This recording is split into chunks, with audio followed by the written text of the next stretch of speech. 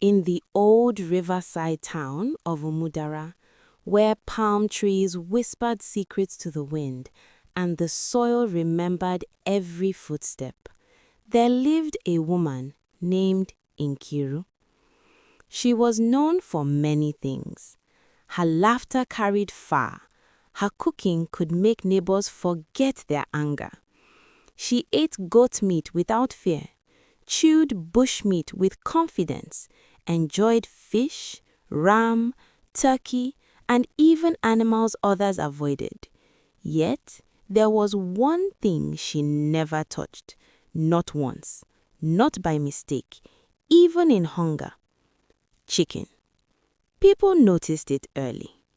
At weddings, when plates were shared, Nkiru would quietly pass her chicken to someone else. At funerals, where hunger had no shame, she would still refuse it.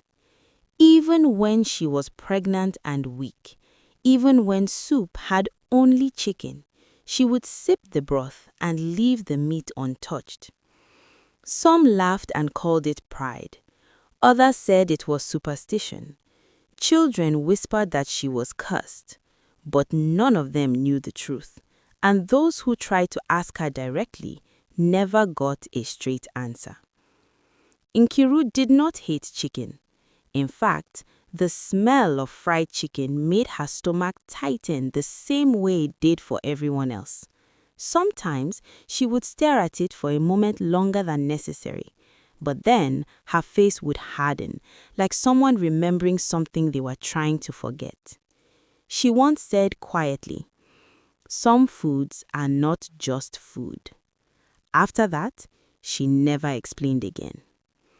What made the matter stranger was this: Nkiru's family raised chickens, fat ones, healthy ones.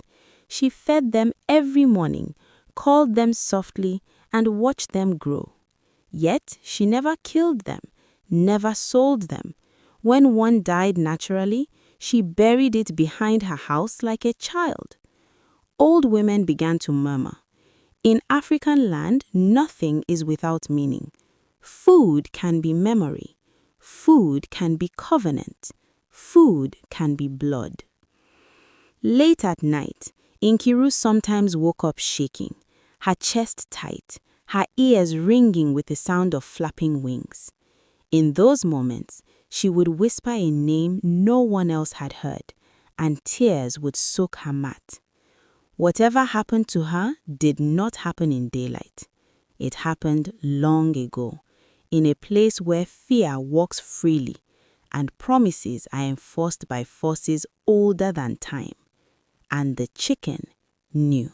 Before Nkiru became the woman everyone knew, she was once a small girl with thin legs and curious eyes. She grew up in a poorer part of Umudara, where nights were darker and silence felt heavy. Her mother died early, and her father traveled often, leaving her in the care of her grandmother, a woman whose back was bent not by age alone, but by knowledge. This grandmother knew things people no longer spoke about openly. She understood herbs that healed and words that could bind spirits. As a child, Nkiru followed her everywhere, asking questions, listening, watching. Some knowledge, however, should never be witnessed by young eyes. One night, during a season of hunger, the village suffered strange losses. Goats refused to eat, children fell sick without reason, dreams became crowded with shadows. The elders said something had followed someone home from the forest. That was the night Nkiru's grandmother woke her up quietly and told her to follow without making a sound. They walked far, beyond the last compound, into a clearing where the moonlight fell like a blade. In the center of the clearing stood a circle of chickens, not dead, alive, silent. Their eyes reflected the moon in a way that did not look natural. The grandmother whispered instructions and drew symbols on the ground with white powder. She said the chickens were not animals at that moment, but vessels. Something unseen needed a place to rest, or it would roam freely and destroy the village. A choice had to be made. Blood was required, but not death, a bond, not a sacrifice. The grandmother cut her palm and let the blood drip onto the earth. Then she did something unexpected. She called Nkiru forward. Fear locked Nkiru's legs, but the chickens began to move, slowly, circling her. Their feathers brushed her skin, and her heart pounded so loudly she thought it would tear her open. The grandmother spoke words that made the air feel thick. In that moment, something passed, not into the chickens, but through them and into Nkiru. The chickens fell still. The wind returned. The night breathed again. When they got home, the grandmother washed Nkiru and warned her never to eat chicken meat for as long as she lived. She said, "What helped carry the burden must never become food to you."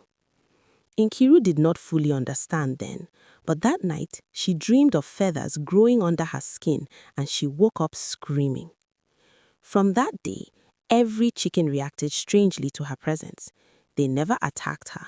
They never ran. They only watched. As Nkiru grew older, life tested the warning she had been given. Poverty does not respect spiritual rules. There were years when food was scarce and pride had no place. During one long dry season, Umudara suffered badly. Crops failed, rivers shrank, people began eating whatever they could find. One evening, after days of surviving on thin porridge, Nkiru was invited to a neighbor's house. The smell of food alone almost made her dizzy. She did not ask what kind of meat was in the soup. Hunger had become louder than memory. She ate slowly at first, grateful, until her spoon touched something familiar. The texture stopped her breath. Before she could think, before she could remember her grandmother's words clearly, she swallowed. The moment the meat passed her throat, the room seemed to tilt. Her ears rang sharply, like something had snapped. She dropped the spoon and began to sweat. The neighbor thought she was choking, but Nkiru shook her head, unable to explain. She staggered home, her legs weak, her heart racing as if it was trying to escape her chest. That night, Nkiru fell into a deep, unnatural sleep. In her dream, she stood again in the moonlit clearing. Chickens surrounded her, but this time their feathers were soaked in dark liquid. They flapped wildly, crying in human voices. One stepped forward and spoke without moving its beak. It reminded her of the bond. It reminded her of the burden that had been diverted through them to save the village. By eating the meat, she had broken respect, not the covenant, but the balance. Something that had been quiet stirred again. She woke up screaming, clawing at her skin, convinced feathers were pushing out from her arms. For days she was sick. Her stomach rejected food. Her shadow, people said, moved a second too late. Elders noticed and began to watch her closely. They said some people carry spiritual debts without knowing. Others pay attention to signs. From that day onward, Nkiru swore never again to test what she did not fully understand. Strangely, after her illness, Umudara began to experience peace again. Children recovered, animals ate freely. It was as if something had settled back into place. Nkiru healed, but she was changed. She became quieter, more guarded. The truth became clear to her then. Chicken was not just meat. It was a reminder of a door that must never be opened fully again. From that day, even the smell alone made her heart race, not with desire, but with fear. Years later, when Nkiru had become a wife and a mother, the past returned in a way she could not ignore. Her first child fell ill suddenly.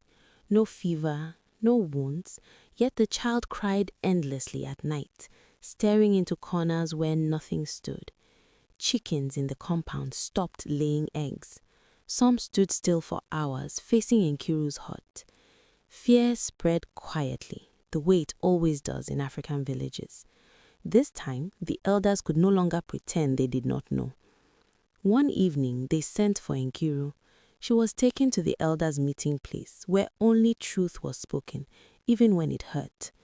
An old man with cloudy eyes spoke first. He said the ritual her grandmother performed long ago was never meant for a child.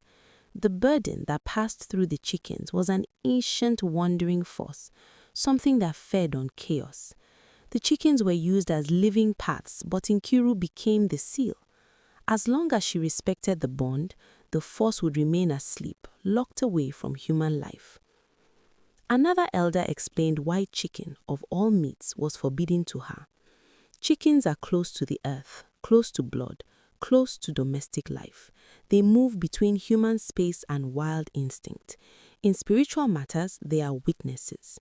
By eating chicken meat, Nkiru would be consuming the very bridge that once carried the danger away.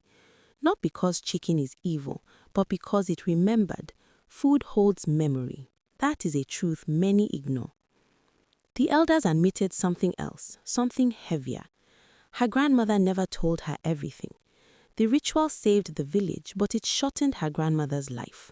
Balance always demands payment. Nkiru felt tears burn her eyes, not from fear, but from understanding. She was not cursed, she was chosen, without consent, to protect others. That night, Nkiru returned home and performed a quiet cleansing with herbs taught to her by her grandmother long ago. Her child slept peacefully for the first time in days. The chickens resumed their normal behavior. The village breathed again. From then on, no one mocked her refusal to eat chicken. Some truths are not for jokes. Nkiru accepted her role fully that day, not as punishment but as responsibility, and she never forgot that some appetites once fed can awake sleeping disasters. Only one chapter remained, the one where choice becomes legacy. As the years passed, Nkiru grew old with the calm of someone who had finally made peace with her past. Her children grew strong, and Umudara remained untouched by the strange troubles that once haunted it. Many people noticed something quietly remarkable. In houses where chicken was cooked carelessly, arguments and sickness seemed more common. In homes where food was prepared with respect and gratitude, peace stayed longer. Nkiru never said this aloud, but she observed it closely. Some truths are best taught by example, not words. Before her death, Nkiru gathered her children and told them the story she had carried all her life. She explained why she never ate chicken meat, not with fear, but with clarity. She told them that food is never just food. It carries history, memory, and consequence. She warned them not to mock traditions they do not understand and not to break boundaries simply to prove bravery. The night she died, chickens in the village stayed silent until morning. At dawn, they crowed together once and never again in that way.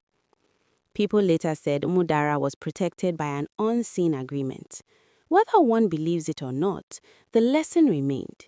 Respect for unseen laws often saves us from disasters we never notice. In African folktales, what sounds strange usually hides wisdom. The heart beats faster because deep down we recognize echoes of truth. Moral lesson: not everything forbidden is evil, and not everything allowed is safe. Respect for tradition, restraint, and unseen boundaries can protect generations. Hunger should never silence wisdom, and curiosity should never kill caution. If you enjoyed this African folktale and felt your heart race even a little, please like and subscribe for more powerful stories like this. Also, comment where you are watching from: London, California, Jamaica, Trinidad, New York, Florida, Atlanta, Nigeria, or South Africa. We truly love to know our global family. We also give special shout-outs to some amazing supporters. Big appreciation to Anzo DK from Swaziland, Jabun Kosi from South Africa, and Yolanda Thomas from Trinidad and Tobago. Your support means a lot to us, and we send love across borders. Thank you for watching. And remember, the first 3 comments on our next story will receive a special shout-out.